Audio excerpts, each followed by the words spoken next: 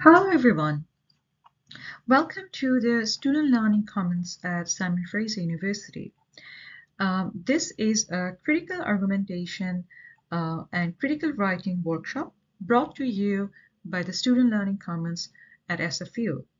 And it was developed by Julia Lane, who is a Writing Services Associate at the Student Learning Commons.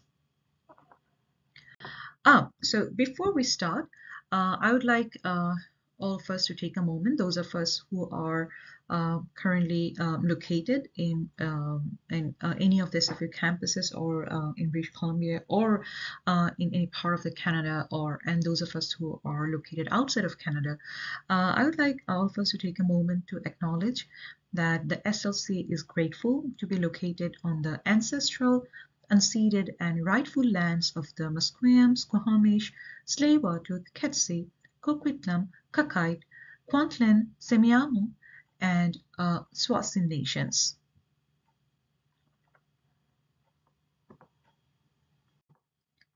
Okay, now that we are going to talk about critical argumentation and critical writing skills, it'd be great if you have any assignment prompt that you're working on currently, or maybe an assignment that you worked on before, but if you have it with you, that would be nice. And then I want you to have a look at it and identify and define the verbs that you see in your assignment prompts. So these are called assignment verbs. And what do they mean? Assignment prompts often use verbs such as define, discuss, describe, explain, and apply. And when responding to them, we often think they probably mean the same, and we can approach them in the same way, even though a prompt is using different verbs. But actually, they mean very different things, of course. And then we kind of also have to pay attention to the verb that is being used in an assignment prompt so that we can address the prompt clearly, sufficiently, of course, and accurately. And they do mean very different things. They serve very different purposes, and they require us, depending on the verb that is being used, they require us to approach an assignment depending on the verb that it is being used. So yeah, it is very important that we pay attention to these assignment verbs. So for example, if an assignment is asking you to define something, for maybe it's asking you to define what is communication, or if it's asking you to define literacy, technological literacy, or environmental literacy, let's say. So that means it's asking you to determine the essential qualities that are related to this concept. So what are the qualities that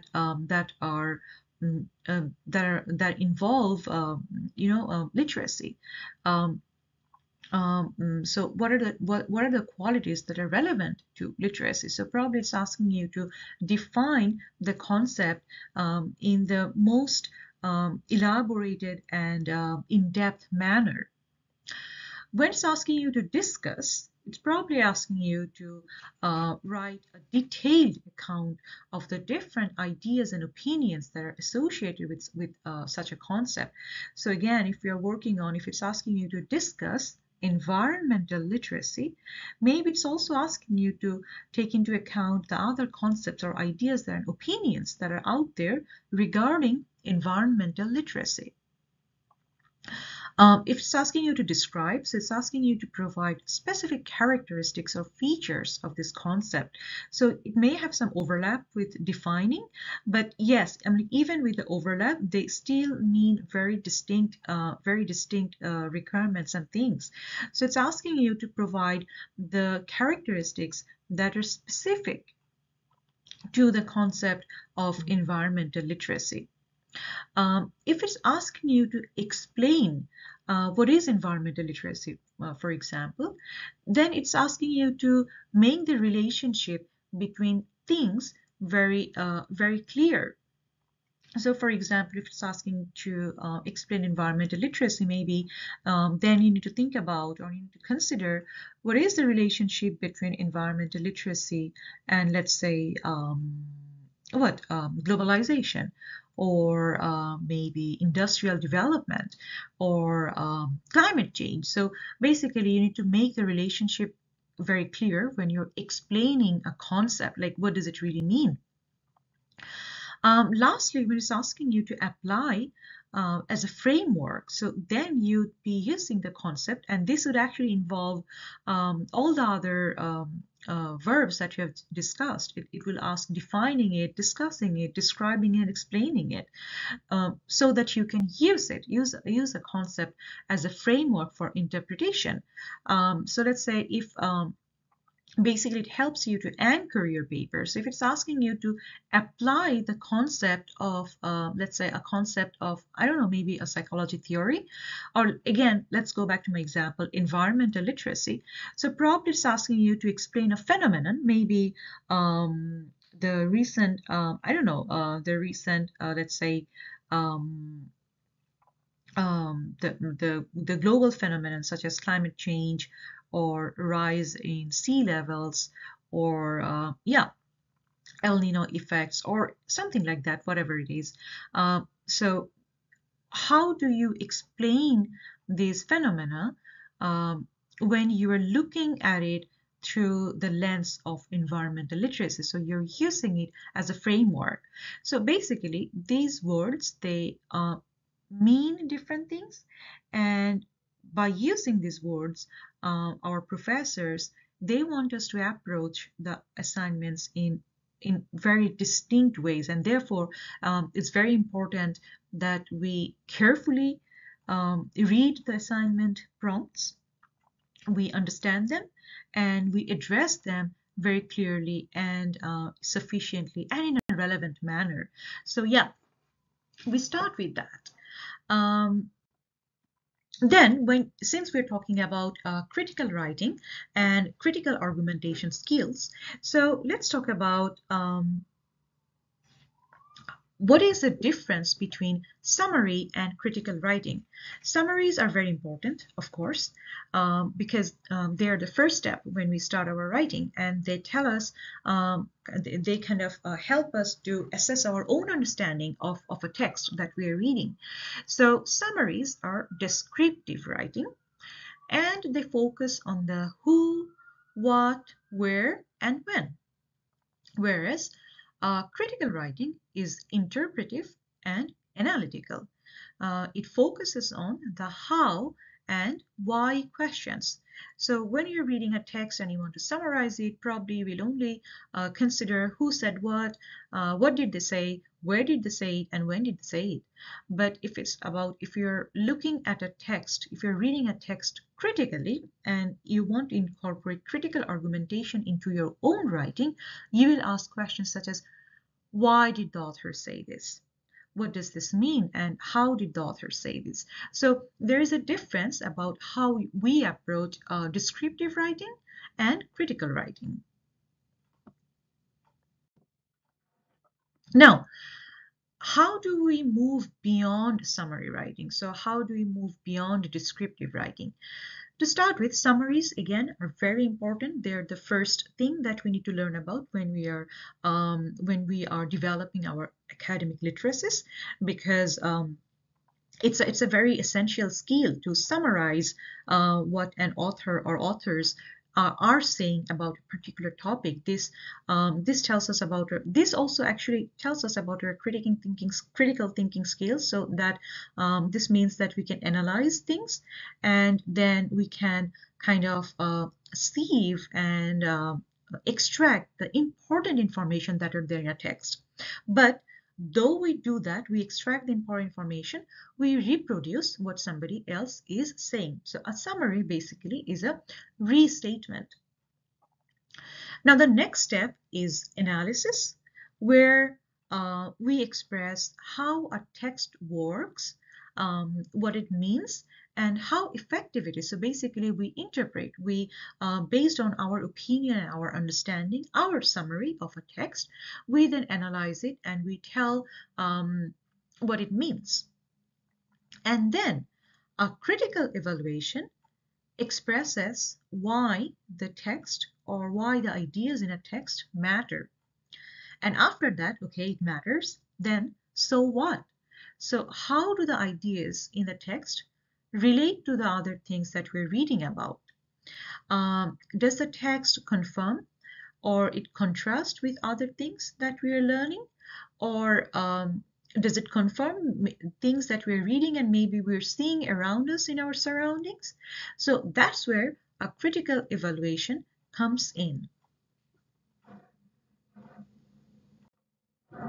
Now, um, to develop critical evaluation and to develop critical argumentation, uh, so how do we incorporate that into our reading and writing practices?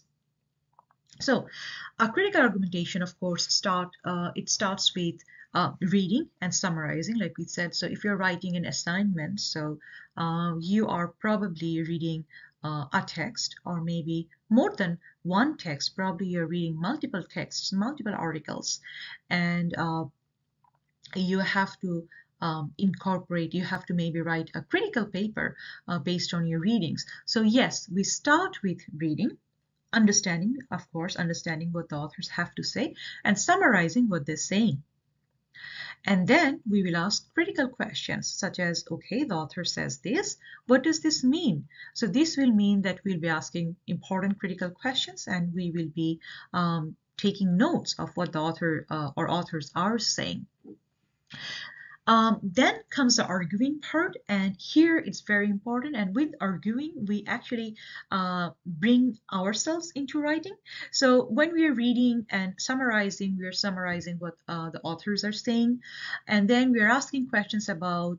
We're asking questions to the author. I'm like in our head, but we're asking questions to them that what do you mean by this? And we come up with an interpretation. And then based on that interpretation, um, we start making claims about how or why the ideas that the author has proposed in their paper matter to the readers, why they do not matter to the readers, why they should not matter to the readers. So basically, we bring in our voice when we are making arguments. Based on our experiences and understanding. And this is the very interesting, important, and fun part when we are writing, because we bring in our voice and we get to establish ourselves as critical readers, because this is the really engaging part in any reading and writing practice and reading and writing exercise. So again, if you're writing a critical paper, we start with reading. We analyze what the authors mean, we take notes, and based on our understanding of what the authors are saying, we would make claims. We can agree with the authors, we can disagree with the authors, we can propose something entirely different, but of course it has to be relevant. But this is where we would argue. Now that we have our arguments with us, we are going to prepare a draft. So it's very important that our ideas are presented in a reader-friendly way to our audience. So we will now have an essay, a paper. We will aim to write a paper divided into relevant paragraphs, and we will integrate our data and readings in the paragraphs and in the essay for our readers. And then we will be revising to make sure that our sentences are clear to the readers and they understand what we're saying. So a quick recap: how to incorporate critical argumentation into our writing. We will start with reading, we will analyze the text, and after analysis we will come up with our own arguments and opinion that we are going to express through our writing. And then of course, like we do after we finish writing any paper, we would revise it. Okay, so more about analysis. So whenever we are reading a text, how can we be more critical an engaged reader. So there are some techniques for analysis, and it's very important. Maybe you already know these techniques, you're already using them, but it's just good to go over them kind of as a refresher. So what are the techniques for analysis? We can ask questions such as the ones that are there on the slide to be a critical or analytical reader. So for example, we can ask, how is the text working? Like, is it working at all? What are the arguments there? What is it arguing, and how is the argument? How is the evidence, the facts or examples used and interpreted? Are there any evidence? How does the text reach its conclusion? Has it considered adequate arguments, evidence, facts, examples? And after considering, has they considered opposing views, counter arguments, and do they have any any account to respond to the counter arguments? And after considering all these, has the author reached the conclusion? And is the conclusion convincing? If they're convincing, very good. But why are they convincing to me? Why do I think that the authors or the author has presented their position credibly and critically? And if they're not convincing, then why not? What is missing in the paper? That is something that you could ask. So these are some questions to start with, to be able to engage with a piece of reading critically and as an active reader. Okay, so here is an figure to represent the how to go from analysis to argument. So again, consider these 4 points. They're very important. First, ask yourself, what is the purpose of this paper? Why was it written? And who was it written for? So who are the target readers and audience?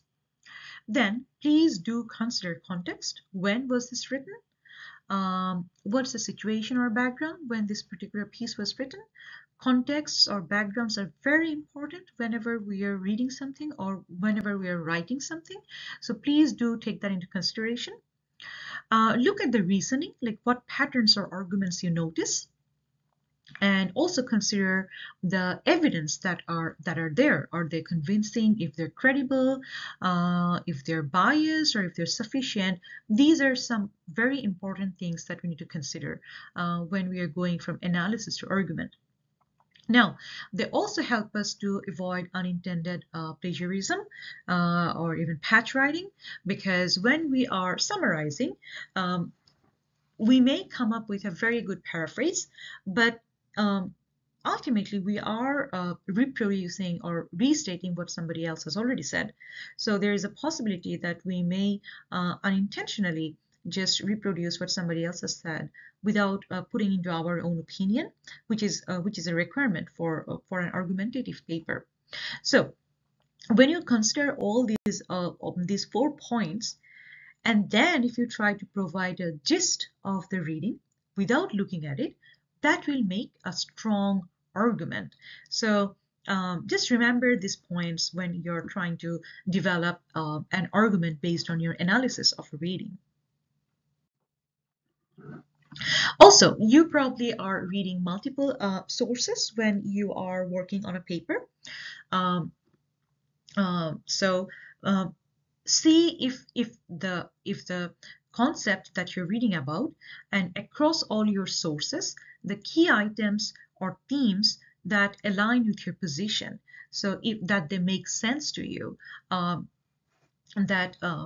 So all the sources that you're reading about and that you're using, they are aligned with your argument, so that it makes sense to you and makes sense to your readers, and you can present your argument as a credible one to the audience of your paper. Okay, now very important, making claims.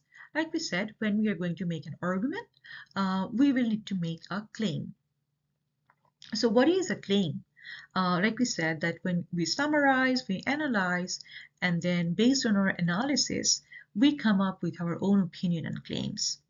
So a claim in academic writing arises from your reaction to an argument. and the connections that we make among key ideas across our sources. So you have read something, let's say you have read a paper, and then you are now reacting to an argument that is made in the paper, or um, that is made in that paper, and or you're making or you're reacting to an argument that you have read about in a paper, and the connections that you have made among the key ideas that you have found in the other papers. So basically, a claim is a statement that requires proof or evidence. Um, so for example, uh, here is an example of a claim. It says, online music streaming should not replace hard copy media. So this is a claim. Maybe let's say I have read about online music streaming, I have read about the industry, and now an author, I have analyzed what the authors have to say about it. I have read multiple sources, and on this idea that whether they should replace hard copy media or not, I have read multiple sources, and now I have made connection between all the sources, and after considering all the readings, I have come to make this claim that they should not, online music streaming should not replace hard copy media. Now please remember, a claim is not a thesis statement. It's not the same as thesis, but they are essential for building a thesis, and we'll talk about that in the later slides. So more about claims. Now, when you have made a claim, or when you are analyzing claims, there are a few things that we can look at. So this sentence here, that online music streaming should replace or should not replace hard copy media, because, and then you can look for reasons like why, or why it should or why it shouldn't. So then you're analyzing the claims. You can look for reasons that are backed up by sources. So for example, online music streaming should not or should replace hard copy media because it reflects people's listening preferences. And how do we know? We know it by consumer and sales patterns. So the reasons that we are going to include in our claim, they can be backed up by resources. We can also have assumptions like we prefer what is cheap and convenient if we get the quality we want, and therefore online music streaming should replace hard copy media. So we need to analyze the claims and see what are the reasons, or what are the elements that are there in claims. So basically, we don't just analyze what we're reading, but we also need to think about our own ideas and claims so that we can develop them sufficiently. So again, when we're reading something, yes, we analyze them, but based on that analysis, we need to come up with our own ideas so that we can make our own claims. Okay, now from claims to thesis. A thesis, as the slide shows, it's a central claim that you'll make in your paper, and which will also forecast the main points that the paper will cover.